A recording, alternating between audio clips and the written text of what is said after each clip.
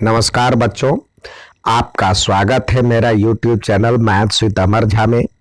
आज इस वीडियो में हम आपके लिए क्लास 9th का गणित का वर्कशीट संख्या 87 लेकर के उपस्थित हूँ, जो दिनांक 10 फरवरी 2022 के लिए है।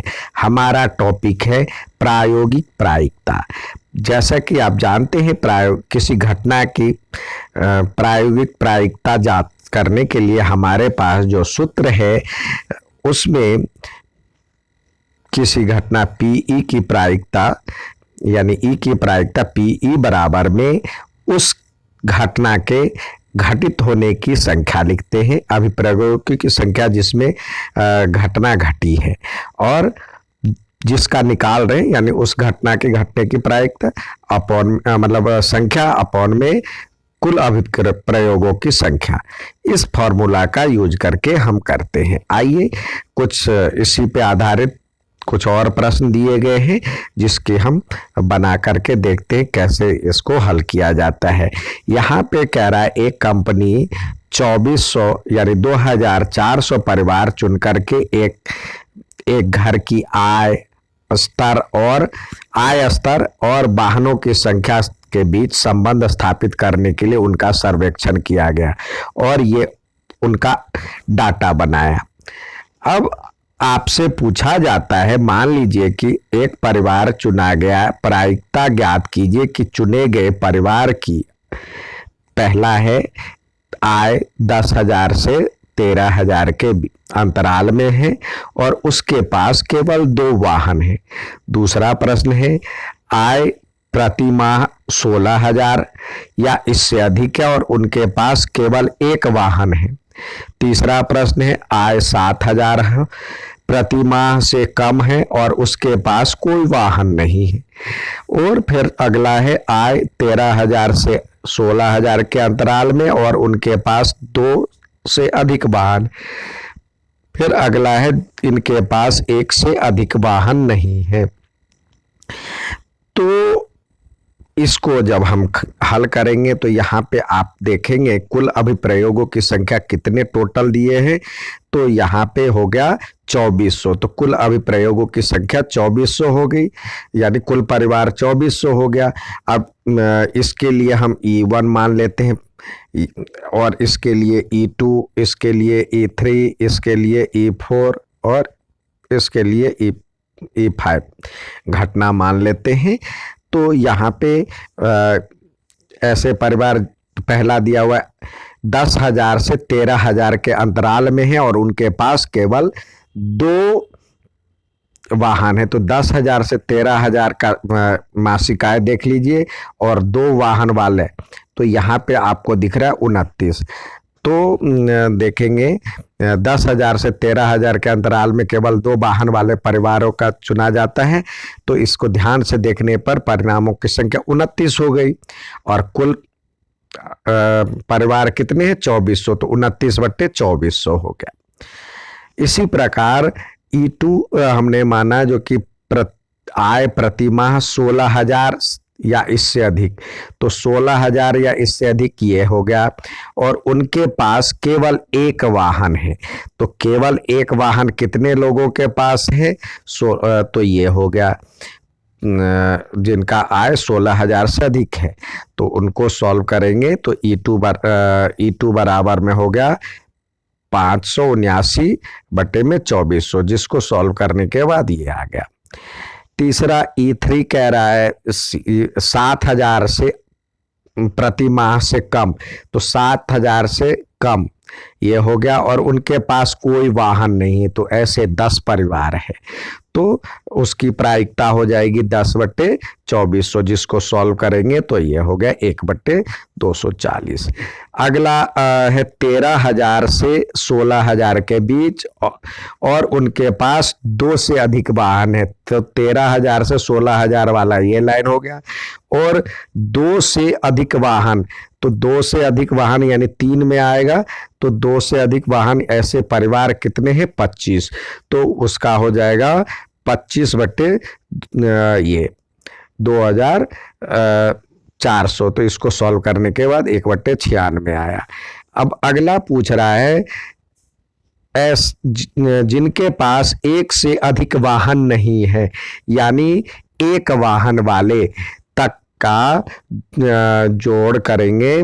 यहाँ पे एक वाहन वाले जितने लाइन है, एक से अधिक वाहन नहीं है, तो क्या होगा, जीरो ये वाला भी जोड़ेगा जिसके पास है ही नहीं वाहन, और ये वाला भी जोड़ेगा।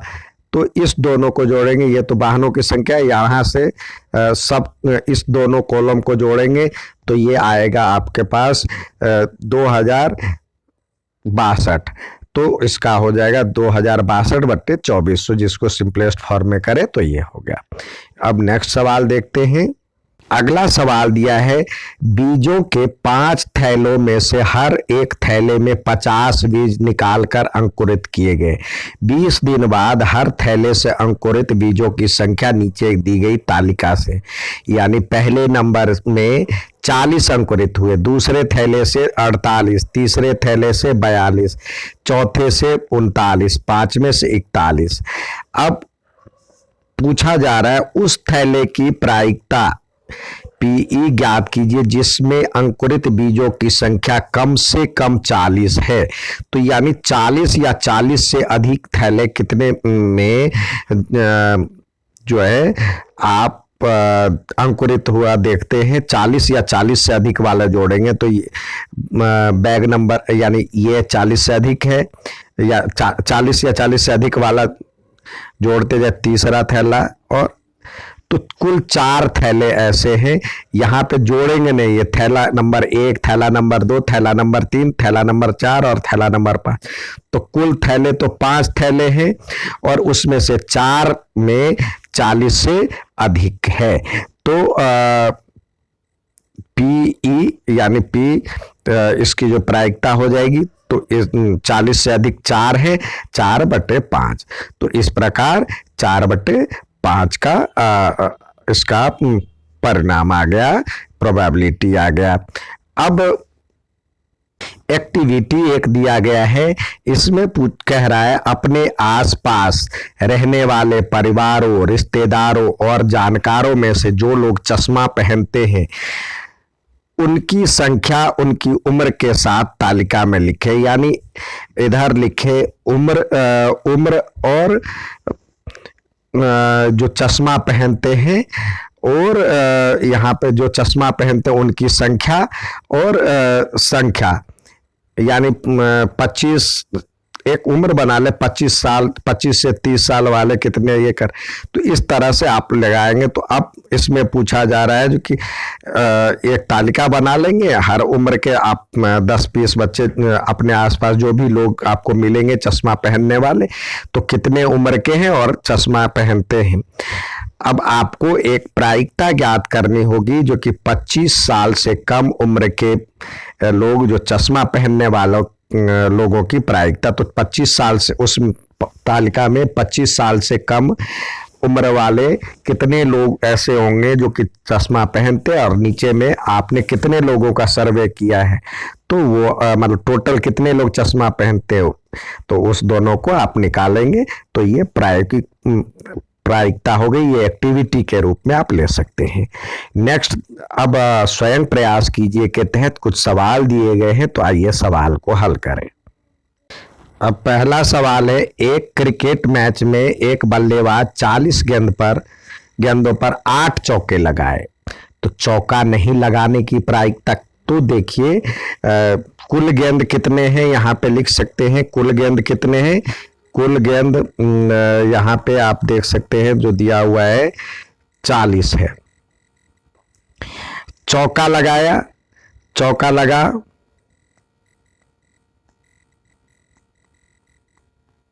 ये 8 है, 8 गेंद इतने गेंदों पर चौका लगा। कितने गेंद यहाँ पे लिखे कितने गेंदों पर चौका नहीं लगा, ये निकालेंगे आप, तो ये 40 में से 8 घट जाएगा, तो ये 32 हो गया। तो चौका नहीं लगाने की प्रायिकता, तो प्रायिकता चौका न लगने की। तो ये तो हो गया 32 और टोटल कितना है 40। इसको सिंपलेस्ट फॉर्म में करें तो ये हो जाएगा 8 चौक 32 और 8 पंचे 40। इसको और ये हो जाएगा, और यदि डेसिमल के फॉर्म में लिखते हैं तो 0.8 हो जाएगा। ठीक है, नेक्स्ट देखते हैं। दूसरा सवाल है, उदाहरण 2 की तालिका में उस थैले की प्रायिकता ज्ञात कीजिए जिसमें अंकुरित बीजों की संख्या 40 से अधिक है और दूसरा 49 हो। तो 40 से अधिक तो यहाँ पे हमने निकाला था, 40 से अधिक ये है इसमें। तो 40 से अधिक के लिए तो हमारे पास देखिए 40 से अधिक कितने कुल थैलों की संख्या तो 5 हो गई। तो पहले के लिए इसमें आंसर हो जाएगा पहले का 40 से अधिक 1, 2 और 3 में 40 से अधिक है तो 3/5, जिसको डेसिमल फॉर्म में लिखेंगे तो 0.6 हो जाएगा। और यदि कह रहा 49 तो 49 कितने में है, दूसरा कह रहा है 49 हो तो 49 तो एक में भी नहीं है तो ये 0/5 यानी 0 हो जाएगा इसका आंसर। ये था आज का वर्कशीट। अच्छा लगे तो लाइक और सब्सक्राइब जरूर करें। धन्यवाद।